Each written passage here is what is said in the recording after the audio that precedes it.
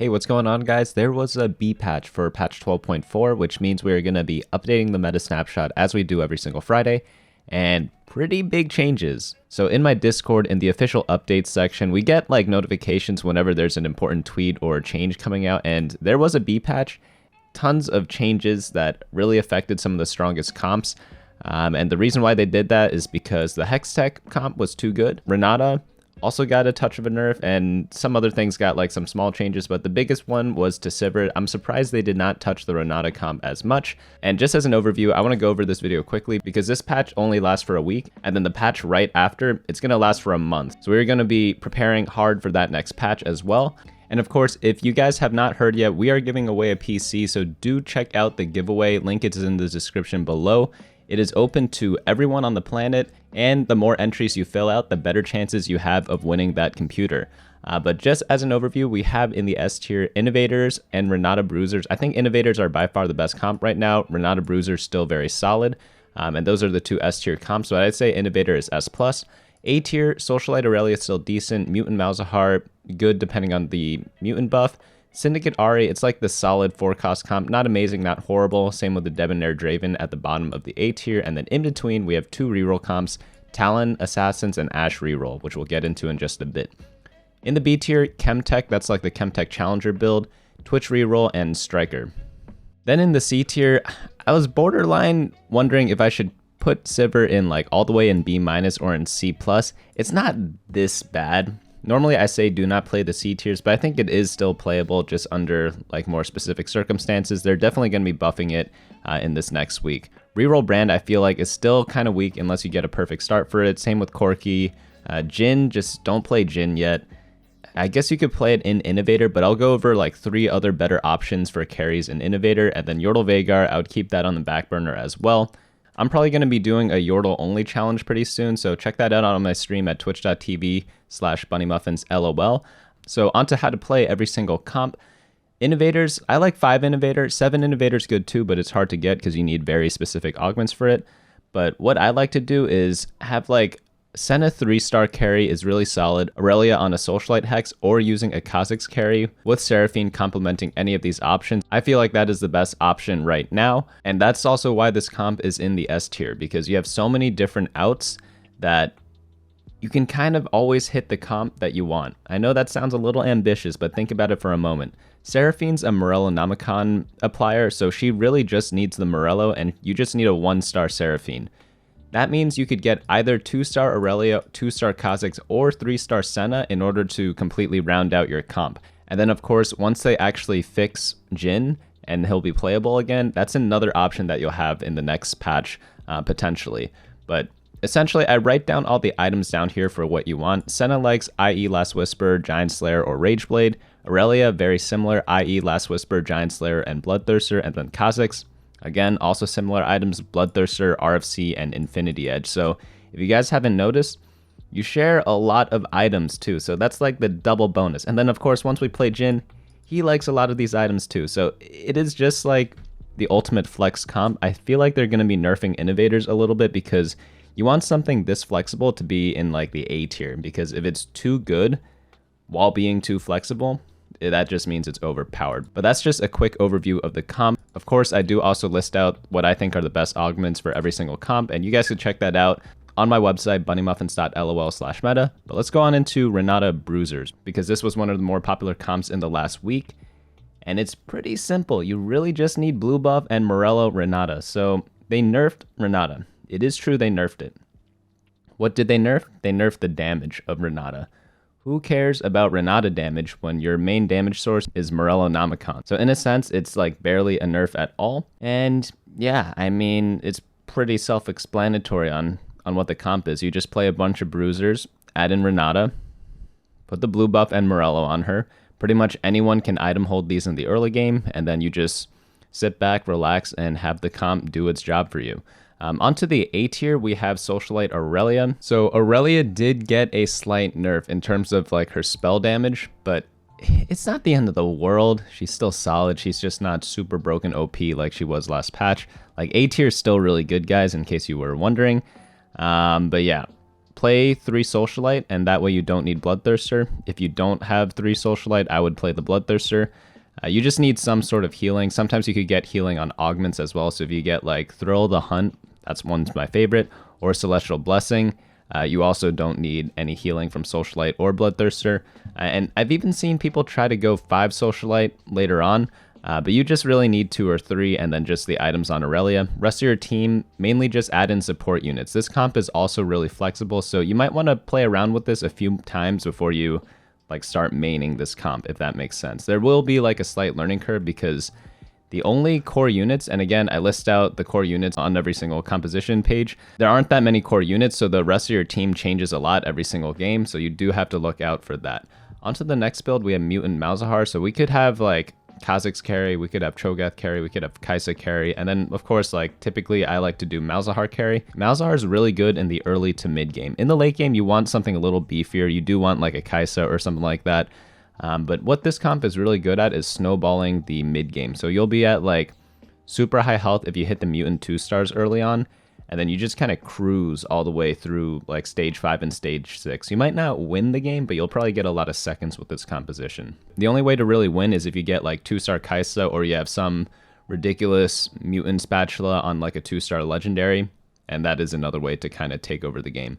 But this really revolves around having your main tank in Cho'Gath, and then Alistair gives a lot of complementary CC for your team, and they're both really tanky with the Colossus buff, as you guys can already imagine. In case you guys were wondering like how to adjust your play based on every mutant buff, I write a little summary here. Again, check that out on my website if you need to reference it like when you're in game. So now on to Syndicate Ahri. Solid comp. It's not amazing, but it's not horrible. It's still really good even after the Silco nerfs. I feel like that hit it the hardest because you just want Silco to buff Braum and Morgana so that they cast faster, because turns out if there's a character that can CC half the enemy team, getting it instantly at the start of the fight or close to the start of the fight, it's pretty good, you know? I see a lot of people, they put their Silcos on like Ahri and Victor, but you really don't need that. Like Ahri already gets full mana from blue buff, so you really just don't need to put Silco to buff her up. And then Victor, unless he's got 3 damage items, you don't need him to cast right away. You really just want to be buffing up your front line because, again, Braum CCs half his team. Morgana takes care of the front line. Sometimes you even have Morellonomicon on Morgana, so you want to apply that faster. It just makes a lot more sense to buff up Braum and Morgana. Also for Ahri, I do prefer the 5 Syndicate version over the Arcanists right now.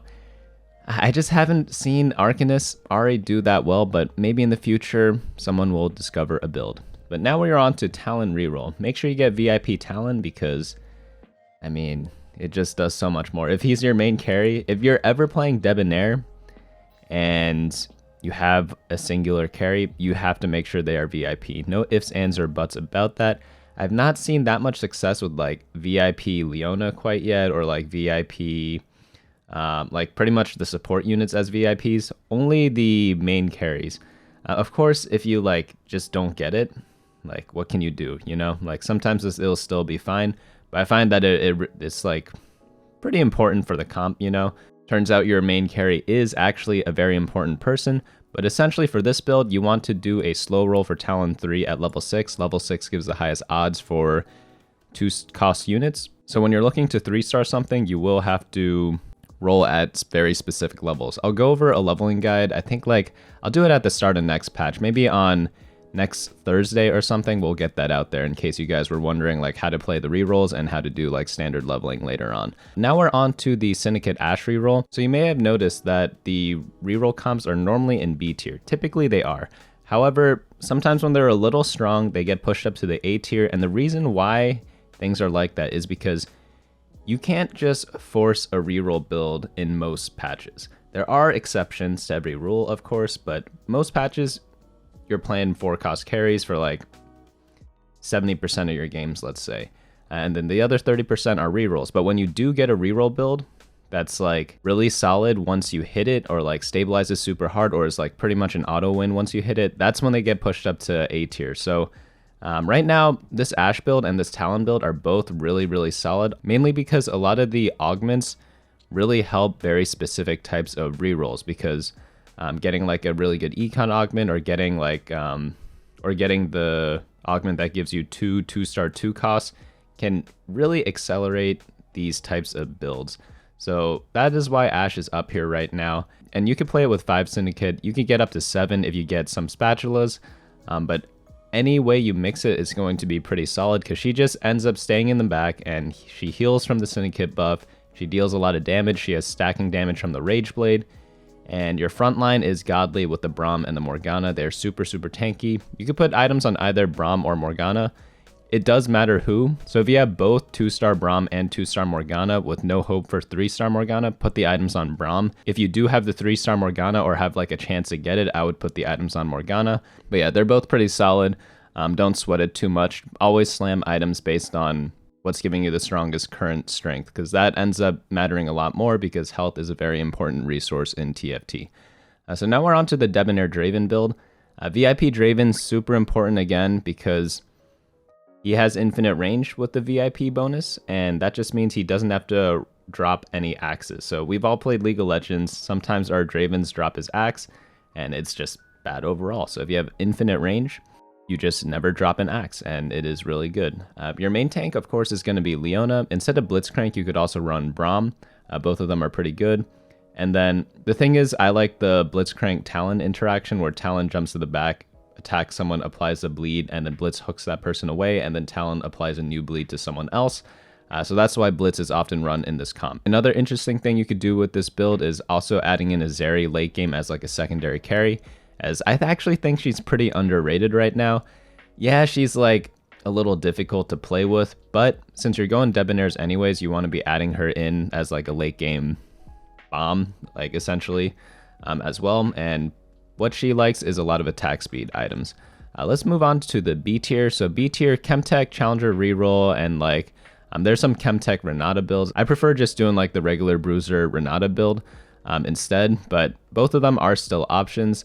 The reason why Chemtech is kind of lacking right now is because it is a reroll build, and it's a little hard to hit both a 2 and 3 cost 3-star consistently in a lot of games. If you do, like, you will be doing fantastically, but it's just like a little more difficult to do. If you compare this to the Syndicate Ashe build or the Debonair Talon build, you really just need to hit 1 unit, but this one you need to hit 2, so it does make it a little more tricky. Good news is this comp snowballs really hard in the mid game, so it does buy you time if you get that snowball rolling. Onto the next build, we have the Twitch Innovator Reroll. This is one of the strongest comps in the game right now. Unfortunately, very hard to get the right setup for this comp. So if you do get the right setup, you're going to be top 4ing in a lot of games. But if you don't get the right setup, you're going to be bot 4ing a lot of games. So only go for this comp. And I really mean only go for this comp if you get a lot of copies of Twitch early game. If you get a lot of copies of Camille and Ezreal, but not so many copies of Twitch, probably don't go it. Twitch is what I think he's the most important unit. I've seen Ezreal carry work, but it's really not as consistent as the Twitch. So again, only go for this if you have a lot of copies of Twitch. Or if you get like calculated loss at the very start, that is really good for this comp too. On to the next build, we have the Striker build. This one's like a weaker version of the Socialite Irelia. Like if you're going Irelia, I don't know why you're playing the B tier version instead of the A tier version, because I mean, A is higher than B in this particular list. So yeah, only go for this if you just like hit 0 of the Socialite units, because I mean, there's just no reason to go this version when you could go the other one. Now onto the C tier. So if we look at the patch notes, I mean, you look at the Hextech nerf. At 6 Hextech, it went from 100 damage all the way to 60. That is like a 40% nerf. So if you were wondering why this comp is not doing as well, that is why. They also nerfed Rek'Sai, Sejuani, Sivir herself, and Silco. All of these were very crucial, and it's like, yeah, I don't know, man. They're probably going to buff it back in a week. So yeah, just don't play this comp for a week. We played it all of last week anyway, so it's a good break. Just wait till Wednesday when they buff it back again. But I made like a 5-hour video on this, so once this comp does come back into the meta, I'll probably refer you guys back there right after. Reroll brand, trash. Like if you want to do 1-cost reroll, do the Innovator one right now. Corki, this one actually is kind of playable, but you need a lot of things going in your favor. That's why it's in the C tier. Sniper Jhin, don't play Sniper Jhin. A lot of people ask me like, oh, you don't have an image for Sniper Jhin. It's because like, just don't play it. It's not a comp right now. Yordle Veigar, maybe I could add a picture for this one. I'll probably add one for this eventually. That is pretty much it for this week. I wanted to keep this video a little shorter than usual because this patch is only live for like a couple more days. I believe until Wednesday is when the new patch comes out, and then the new patch is going to be for a month, so we're going to be doing a lot of work there. But yeah, thanks so much for watching, guys. Check out the giveaway, and hopefully I will see you all later. Hey guys, thanks so much for watching. Don't forget to share and subscribe, and of course smash that like button. Each like is an LP I gain before the next video.